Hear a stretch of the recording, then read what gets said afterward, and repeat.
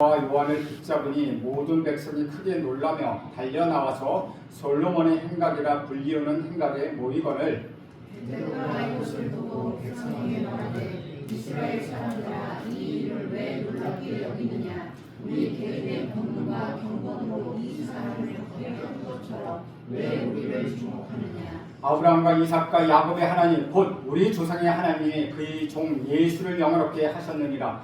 너희가 그를 넘겨주고 빌라도가 놓아 주기로 결의한 것을 너희가 그 앞에서 거부하였으니 너희가 거룩하고 의로운 일을 거부하고 도리어 살인한 사람을 놓아 주기를 구하여 생명의 주를 죽였도다. 그러나 하나님이 죽은 자 가운데서 그를 살리셨으니 우리가 이 일의 증인이라. 그 이름을 기쁘로 그 이름이 너희가 보고 아는 이 사람을 성하게 하였나니 예수로 말미암아 난 믿으니 너희 모든 사람 앞에서 이것을 완전히 하게 하였느니라. 형제들아 너희가 알지 못하여서 그리하였으며 너희 관리들도 그리한 줄 아노라. 그러나 하나님이 모든 선지자의 입을 통하여 자기의 그리스도께서 원하는 진리를 미리 알게 하신 것을 이와 같이 이루셨느니라.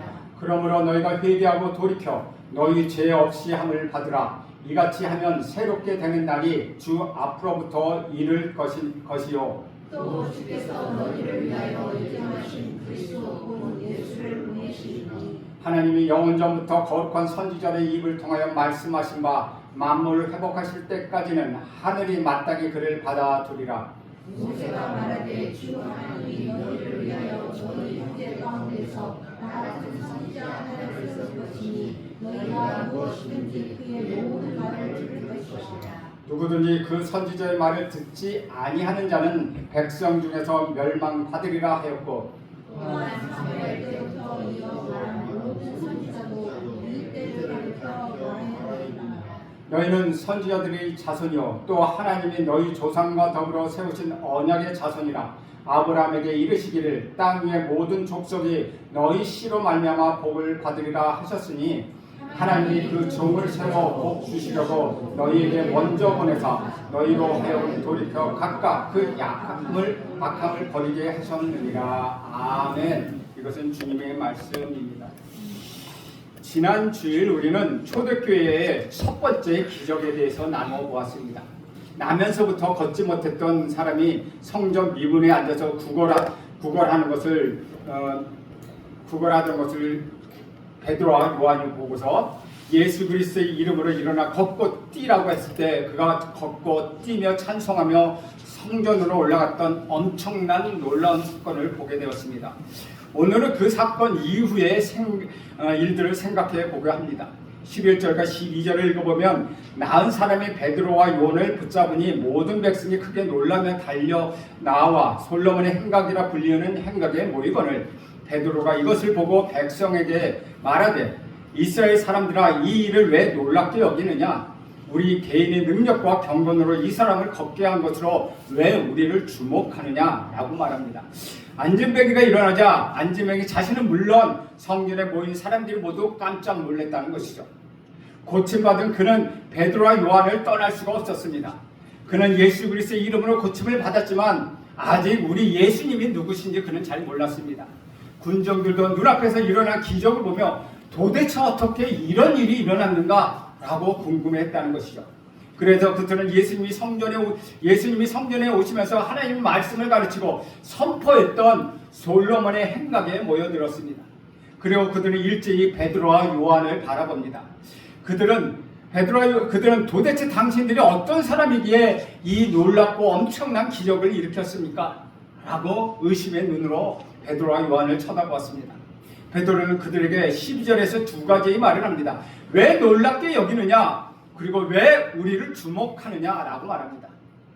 우리 예수님이 행하신 기적을 보고 왜 그렇게 놀랍게 여기느냐?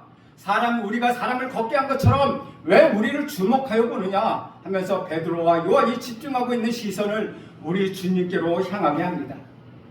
우리는 여기서 성령 받은 베드로와 요한의 위대함을 다시 한번 발견하게 됩니다. 보통 사람 같으면 내가 기도했기 때문에 안진뱅이가 일어났어. 내가 예수님 이름으로 귀신아 나가라 했더니 그가 귀신 나고 걷게 되었어 라고 큰 소리를 외쳤더니 벌떡 그 사람이 일어났다라고 자랑하게 될 것입니다. 그리고 예수님께 액센트를 두기보다는 내가 즉 나를 더 강조하게 된다는 것이죠. 제가 자주 들었던 말씀은 목회를 하면은 내가라는 말을 사용하지 말라. 목회는 예수님의 은혜로 하는 것이지 내 힘으로 하는 것이 아니다 라고 우리 저를 가르쳤던 선생님들은 항상 말씀하셨습니다.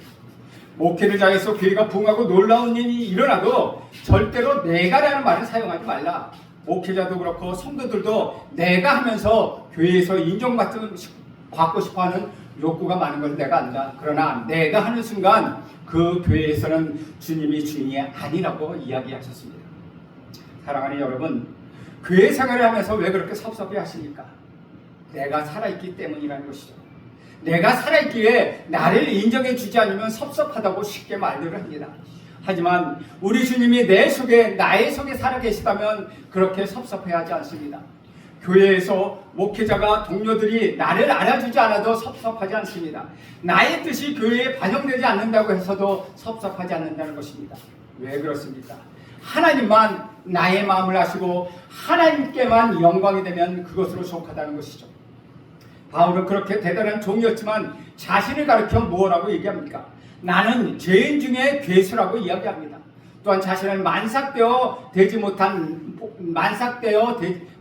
못하여 난 자, 즉 만삭되 제대로 나지 못하고 만삭되지 못하여 난 자라고 이야기하는 것이죠. 세례 요한은 또 우리 예수님을 보고 그는 흥해야 하겠고 나는 쇠해야 하리라고 말씀하셨습니다. 철저히 자기 자신은 없어지고 예수님만 높이고 영광을 돌렸다는 것이죠. 주 안에서 사랑하는 여러분, 저와 여러분도 교회에서 때로는 목회자가 여러분을 몰라줘도 섭섭하다고 생각하지 마십시오. 오직 주님만 높이는 신앙이 되기를 간절히 축복합니다. 안진뱅이가 호침을 받은 것은 놀랍게 여기는 사람들을 향하여 자신들을 주목하는 그들을 향하여 그들의 시선을 예수님께로 향하게 하고 베드로는 두 번째 설교를 시작합니다. 우리는 이미 베드로의 첫 번째 설교를 살펴보았습니다. 오순절 성령 강림이 임하시자 성령 하나님이 임하시자 120명이나 되는 성도가 방언을 하는 것을 보고 그들은 의심하고 술 취했다고 조롱하는 군중들에게 베드로는 가장 멋진 설교를 했습니다. 오늘 베드로의 두 번째 설교를 살펴보려고 합니다. 그런데 베드로의 설교를 들어보면 세 가지 특징을 가지고 있습니다. 베드로의 설교의 특징은 첫째, 사건 중심으로 설교가 이루어졌다는 것이죠. 결코 추상적인 진리나 유명한 사람의 이야기나 다른 사람들의 경험을 이야기하지 않고 순수한 역사적 사건을 들어 설명한다는 것이죠. 즉 자기들이 겪었던 방언과 안진뱅이가 치유받은 사건을 통하여 그런 예수님을 증거하고 있다는 것이죠. 그리고 그는 줄줄이 늘어서 설명하지 않고 증거하고 있다는 것입니다. 내 생각을 이렇고 내 뜻을 이렇다라고 설명하지 않습니다. 이것은 하나님이 하신 일이다 하면서 그는 분명하게 증거했습니다. 세 번째, 그 사건이 그리스도의 십자가와 부활의 사건과 연결된다는 점을 그는 밝히고 있다는 것이죠.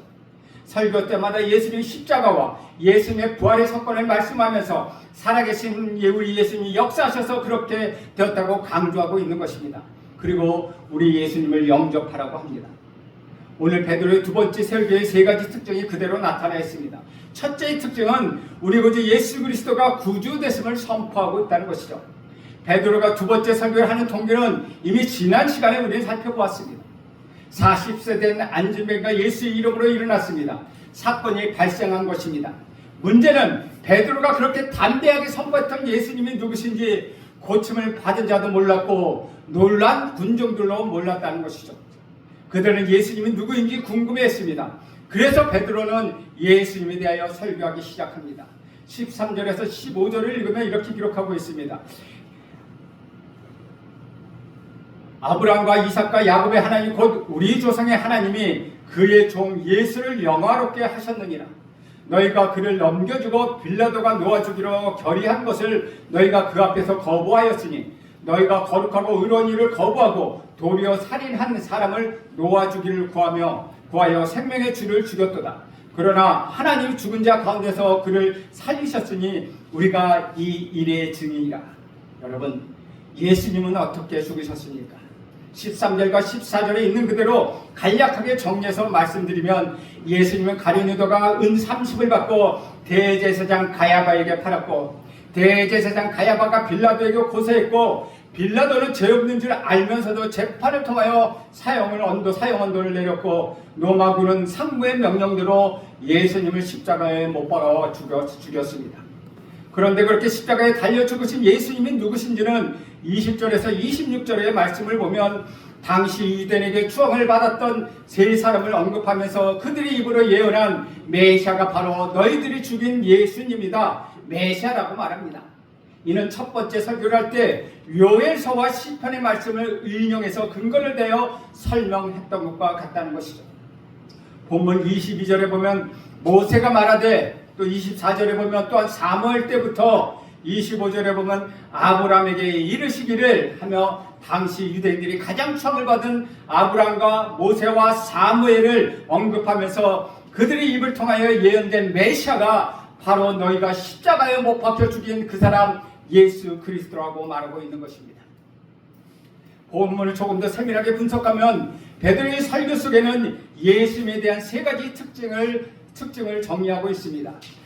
이 세 가지 특징은 초대교회의 신앙의 구조라고도 할 수 있습니다. 첫째는 부활하신 그리스도이십니다. 15절에 보면 그러나 하나님이 죽은 자 가운데서 그를 살리셨으니라고 되어 있습니다. 십자가에 못 박혀 죽으신 예수님을 성부 하나님은 그냥 두시지 않으시고 3일 만에 살리셨다는 것입니다. 두 번째는 살아계신 우리 구주 예수 그리스도를 증거하고 있습니다. 16절에 보면 그 이름을 믿음으로 그 이름이 너희가 보고 아는 이 사람을 성하게 하셨나니 예수로 말미암아 난 믿음이 너희 모든 사람 앞에서 이같이 완전하게 낫게 하셨느니라. 예수님이 우리 육신 눈으로 보이지 않지만은 영으로 우리에게 임하셔서 지금도 살아서 역사하고 계시다는 것이죠. 그 살아계신 예수님이 40년 동안 안진뱅이라 성전 미문에서 구걸했던 그 사람을 살려 고쳐주셨다는 것입니다. 세 번째는 다시 오실 예수님을 증거하고 있다는 것이죠. 20절에 보면 또 주께서 너희를 위하여 예정하신 그리스도 곧 예수를 보내시리라고 되어 있습니다. 승천하신 우리 구주 예수 그리스도는 하나님의 보좌 우편에 살아서 앉아 계셔서 세상을 통치하시다가 하나님이 예정하신 시간이 되면 재림주 심판주로 다시 우리에게 오신다는 것입니다. 두 번째 특징은 그리스도의 십자가의 부활과 연결되어 있다는 것이죠. 베드로의 설교의 두 번째 특징은 그리스도의 십자가 부활의 사건이 서로 연결시켜서 설명하고 있다는 것입니다. 부활하신 그리스도, 살아계신 그리스도, 다시 오실 그리스도에 대한 믿음은 성령 받은 초대교회 성도들이 모두 다 가지고 있었습니다. 어떻게 그것이 가능했겠습니까? 그들의 눈으로 부활하신 예수를 보았기 때문입니다. 그들의 눈으로 영으로 임하신 예수님이 하시는 가문의 역사, 안진뱅이가 이루는 역사를 그들은 보았기 때문입니다. 그들의 눈으로 감람산에서 하늘로 올라가신 예수님을 보았고 천사를 통하여 이 예수는 하늘로 가신 본 그대로 오리라고 하는 음성을 그들은 들었기 때문이라는 것이죠. 베드로는 그렇게 말합니다.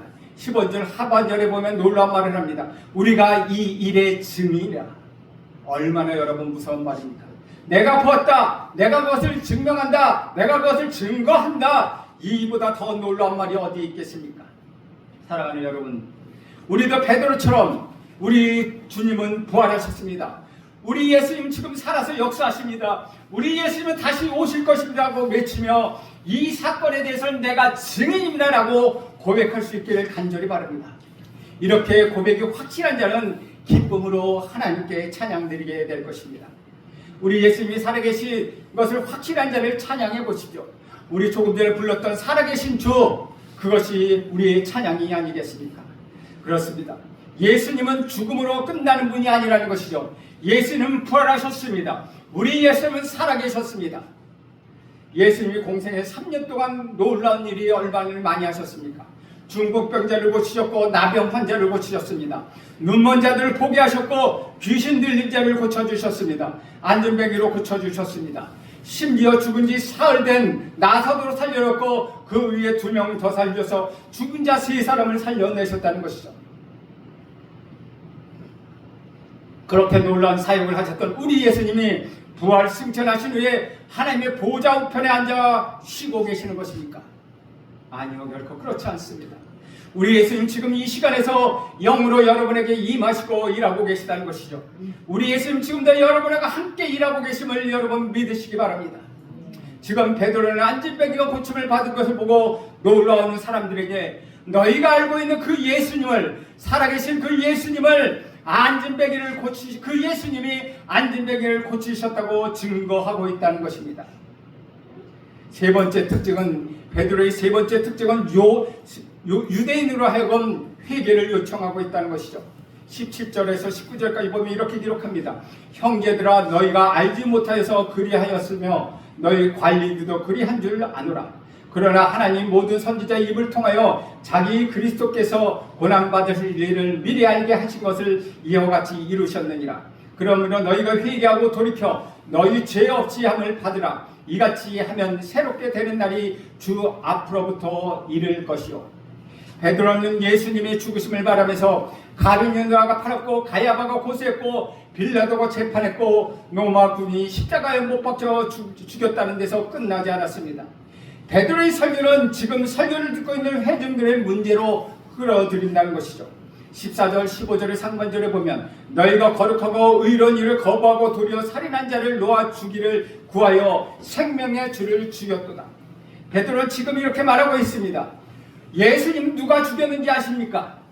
가룟유다가 죽인 것이 아닙니다. 가야바가 죽인 것도 아닙니다. 빌라도가 죽인 것도 아닙니다. 그렇다고 로마 군이 죽인 것도 아닙니다.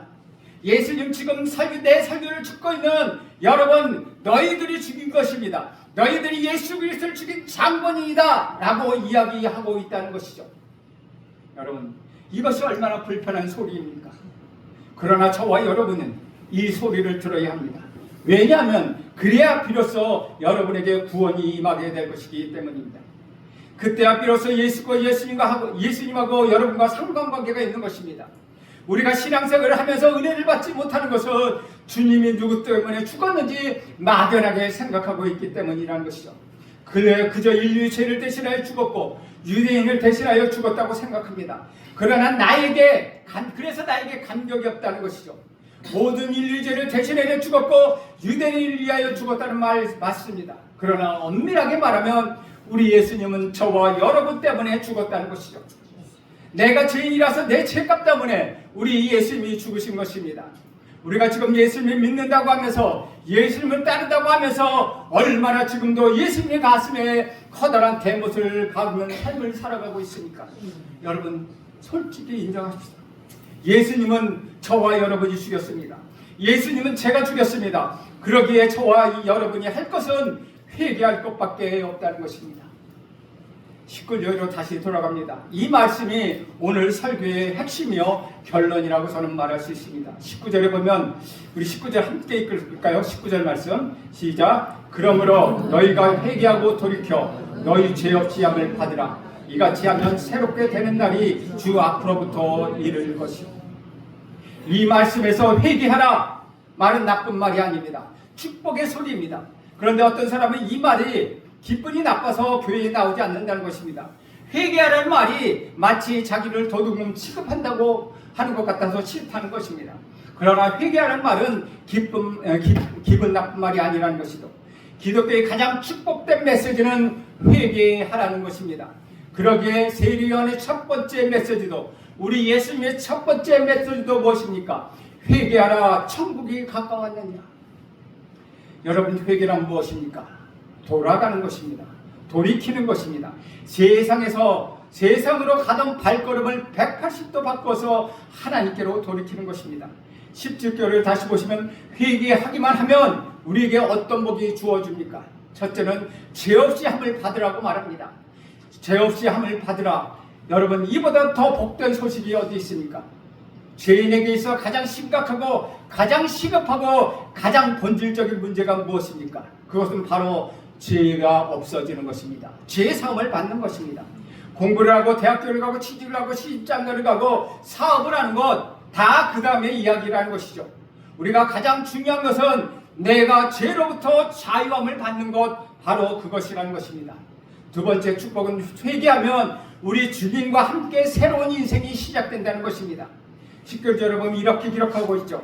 이같이 하면 새롭게 되는 날이 주 앞으로부터 이를 것이요. 성문 밀문에서 구걸하던 안진뱅이가 무엇을 했습니까? 베드로가 나사렛 예수 그리스도 이름으로 일어나 걸으라고 말했을 때 예수님을 믿는 것밖에 그는 없었습니다. 그 결과 그의 인생은 새로운 인생, 변화된 인생, 축복된 인생이 시작되었다는 것이죠. 저와 여러분도 지금까지는 어떻게 살아왔던지 예수를 믿음으로 오늘 여러분이 죄사함을 받길 간절히 바랍니다. 여러분이 예수 안에서 새롭게 거듭나길 간절히 바랍니다. 그러면 주님이 주시는 새롭게 되는 인생, 그 인생이 여러분 안에서 시작될 것입니다. 사랑하는 여러분, 여러분은 지금 무엇에 주목하고 계십니까? 기적의 선지장에 있는 베드로에게 주목하고 있습니까? 아니면 저와 여러분의 제 허물을 위하여 십자가에 달려 돌아가신 우리 주님께 여러분은 주목하고 계십니까? 사도행전 3장 25절 26절에서는 베드로가 아브라함의 언약을 통하여 구원의 약속을 설명하고 있습니다. 25절 26절에 보면 이렇게 기록합니다. 너희는 선지자들의 자손이요 또 하나님이 너희 조상들과 더불어 세우신 언약의 자손이라. 아브라함에게 이르시기를 땅 위의 모든 족속이 너희 씨로 말미암아 복을 받으리라 하셨으니 하나님이 그 종을 세워 복 주시려고 너희에게 먼저 보내서 너희로 하여금 돌이켜 각각 너희의 악함을 버리게 하셨느니라. 너희는 선지자의 자손이다. 또 너희는 하나님이 너희 조상과 더불어 세운 언약의 자손이라는 말씀을 통하여 그들이 하나님의 언약에 속한 자임을 상기시키고 있습니다. 아브라함에게 이르기를 땅 위의 모든 족속이 너희 씨로 말미암아 축복을 받으리라는 말씀은 우리 구주 예수 그리스도를 통하여 이루어진 하나님의 언약임을 의미하고 있다는 것이죠. 하나님께서 우리 구주 예수 그리스도를 통하여 여러분에게 구원의 약속을 주셨습니다.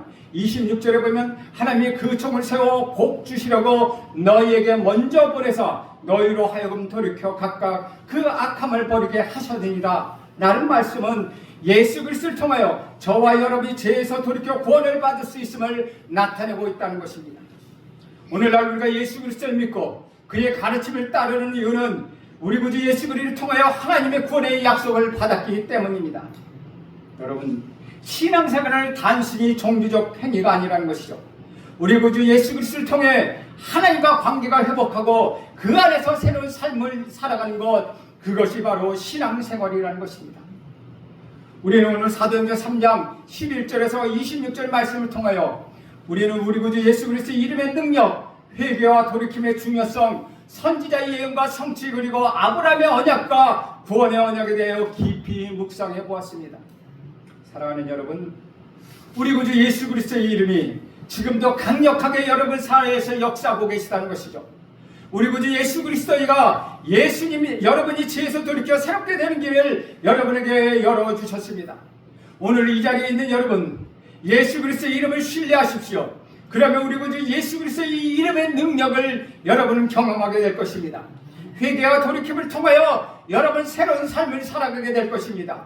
여러분 새로운 삶, 변화된 삶, 생동감이 있는 삶을 살아가게 될 것입니다. 저는 여러분에게 다시 한번 권면합니다. 여러분, 예수님께 집중하십시오. 예수 그리스도의 이름으로 기도하십시오. 그의 말씀을 온전히 따라가며 살아가십시오. 그러면 여러분 모두는 예수 그리스도를 올바로 알게 될 것입니다. 십자가에 달린 예수님을 주목하십시오. 그러면 여러분의 어려워도 낙심하지 않습니다. 여러분 답답하여도 절망하지 않습니다. 여러분의 애호싸움을 당하여도 애호싸지지 않습니다. 절망하지 않습니다. 힘들어도 외롭지 않다는 것입니다. 왜냐하면 우리 주님에게 집중했을 때 주님이 영으로서 여러분과 함께 하시기 때문입니다. 이제는 우리 삶은 새로운 삶이 되었습니다. 생동감 있는 삶이 되었습니다. 변화된 삶이 살게 되었습니다. 왜냐하면 우리 삶이 우리 구주 예수 그리스도께 집중하고 있기 때문입니다. 여러분, 기도하겠습니다. 하나님 아버지, 오늘도 베드로의 설교를 통해서 우리가 무엇에 집중하냐에 따라 달라지는 삶을 살게 된 것을 알게 되었습니다. 하나님, 우리 구주 예수 그리스도가 우리에게 먼저 회개의 길을 열어놓으시고 돌이켜 하나님과 관계를 회복하라고 하셨사오니 하나님의 우리가 돌이키고 회복함으로 인하여 하나님의 언약의 자손임을 알게 하옵소서. 그리하여 우리 삶이 변화된 삶, 생동감 있는 삶, 새로운 생명감을 살면서 예수 그리스도께 집중하는 삶을 살아가길 간절히 소원하니 우리와 함께 하옵소서. 예수님의 이름으로 기도합니다. 아멘.